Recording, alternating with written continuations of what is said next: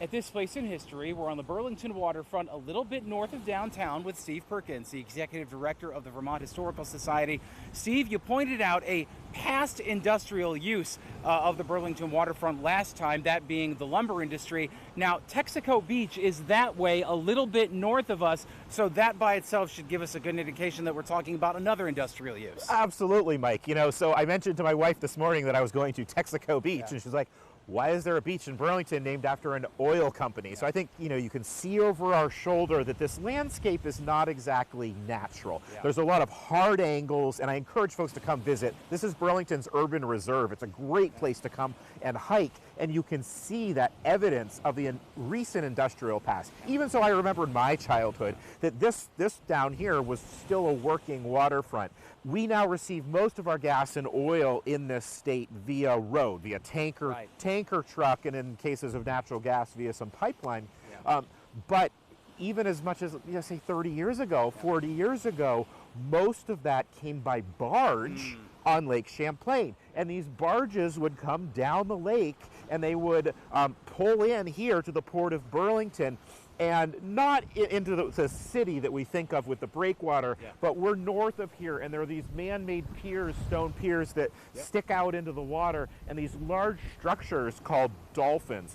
Most of them have been removed. There's a few you can still see. There's some right here, and barges would be able to pull up to these dolphins further out in the lake and then pump the oil or gas out of their holds through those dolphins, which would then come underground and into these huge tanks. Then they could be transshipped, whether by train, we see some trains right here, some train cars, or by oil truck out for use within the state.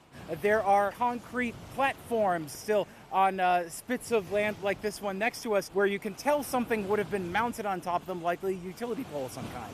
Yeah, you can see utility poles. You can still see pipes sticking out of the ground. If you go a little bit further south on the bike path, you'll see that there are a lot of kind of fitness stations that have been set up. Many of those are set up on footings of old structures.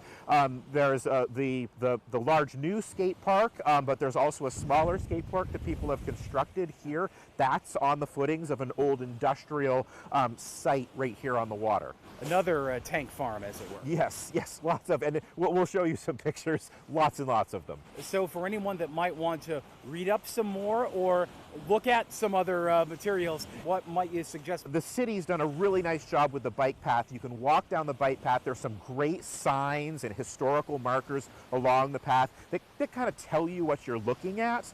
You can come visit us at the Historical Society and look at old images, or go to your local library. Check out the Chittenden County Historical Society's Walking Tour of Burlington. I believe Volume 1 touches on this area, and it'll give you a good sense of what used to be here. A 20th century industrial use can still be seen today on Burlington's waterfront at this place in history.